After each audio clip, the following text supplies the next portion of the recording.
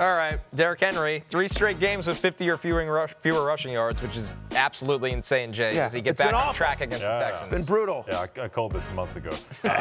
Is Derrick Henry still the king? No, he's not. He doesn't even get into the palace. He's had his palace badge removed. Look, he's playing the Texans, which is a difficult matchup. They have a very good defense, and he has Cooper Rush as his quarterback, not dragging him out of the box like Lamar Jackson. At the same time, what else are the Ravens going to do, Matthew, outside of hand the ball off to Derrick Henry 20 times? Yeah, and that's the reason I'm keeping it open. Look, I am at running back 19, which is fairly low, especially considering we've got four teams on a bye. No Bijan this week, no Josh Jacobs, no DeAndre Swift, no Jalen Warner, Kenneth Gainwell, now no Bucky Irving. So I can't imagine benching Derrick Henry. So I'm keeping it open. I'm hoping for the best. If there's some positives here, it is the fact that, yes, with Cooper Rush under center, I expect they go run heavy here. The Texans are a 1.5-point favorite. So it's not like they're going to get blown out in negative game script. I don't know that we expect the Texans to sort of light up Baltimore. And the Texans, yes, they have a good run defense, but they have given up a running back rushing touchdown in 3 out of 4 games this year. They've given up double-digit fantasy points to a running back in every single game this year. And so Henry, who should get a heavier workload with Cooper Rush under center, I think he grinds his way to an inefficient top 20 finish this week. I'm keeping it open begrudgingly, hopingly, just trying to make it respectable against you. 22 for 89 and then a touchdown? Yeah, that kind of game. Exactly. It'll be ugly.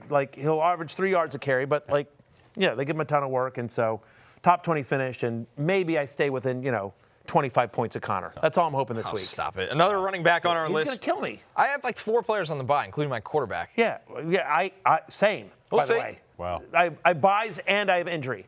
And the players that I'm left with are crappy. Yeah. So I should win. Yes. Yeah. From baby oil berry to crybaby berry. Yep. Cardinals running back Trey Benson next on our list. Fair. Matthew, the volume was good as much as the results. I'm not crybaby berry until after the season. I'm still champ. Yes. I'm still champ, damn it. Holding on. Yeah.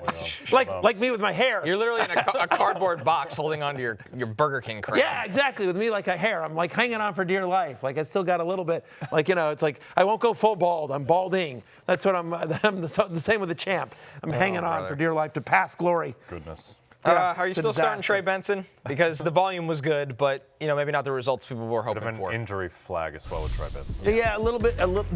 There is a concern there. He sort of popped up with something towards the end of the game. Amari DiMaccardo might get a bigger workload. If you have Benson, might be worth going out and seeing DiMaccardo is still out there. He wasn't a huge pickup because the news came out late. But yeah, Benson dealing with a little bit of an injury. But if Benson does play this week, I am in fact keeping it open. He's my running back 16. Look, the workload's pretty big. 73% of the team's running back rushes last week, 12.5% target share.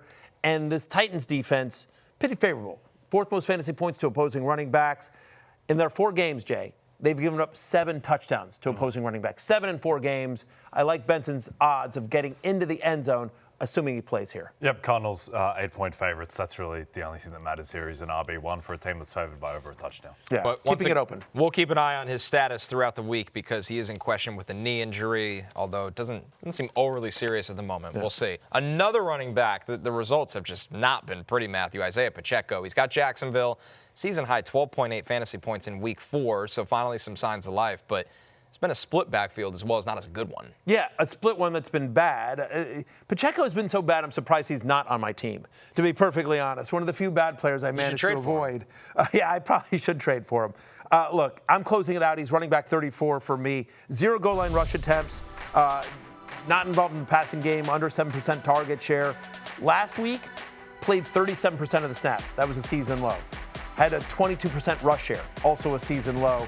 And don't look now, boys, but the Jacksonville Jaguars. Producer Stevens, Jacksonville Jaguars. The Swaguars. Yes. Actually have a good defense. Yeah, Saxonville is back. Yes. Yeah, the new Steel Curtain operates in Florida. It is strange. I was expecting greatest show on turf stuff. Yeah, Lawrence me too. Airing it out to catch up with a bad defense. Instead, the offense is terrible. Pass game is terrible. But the defense is carrying this team at the moment. And yeah, it's not a favorable matchup until further notice. And it does make sense. Like, they have talented players on that defense. The front's loaded. Yeah. I mean, Trayvon Walker has really developed nicely. Obviously, Josh Hines-Allen is a stud. Yep. They have some talent in between those guys. It's a really good group. Corners are okay. Yeah, I think this defense, I don't think it's going to be this level going forward, but I wouldn't be surprised this is a top 10 defense. I mean, the offense is atrocious, and they're 3-1. Yeah. And again, I understand the level of competition, but I'm a big, Bill Parcells guy, which is like, you are what your record is. It's the NFL. Every game is hard. Should be 4-0. Honestly, they should have beaten the Bengals. They absolutely should be 4-0. So it's kind of crazy to think about that. But, the swag you are. Saxonville is back, baby. Hey, it's Matthew Berry from NBCSports.com and RotoWorld.com. And I want to thank you so much for watching whatever it is you just watched. Or if nothing else, being too lazy to click out of the autoplay after this video started, after whatever it is you actually wanted to watch finished.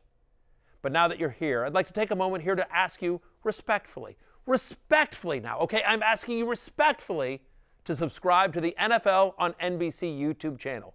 You'll get the latest RotoWorld fantasy news headlines, all sorts of great shows, including my own Fantasy Football Happy Hour. So go subscribe now. Again, I'm asking respectfully.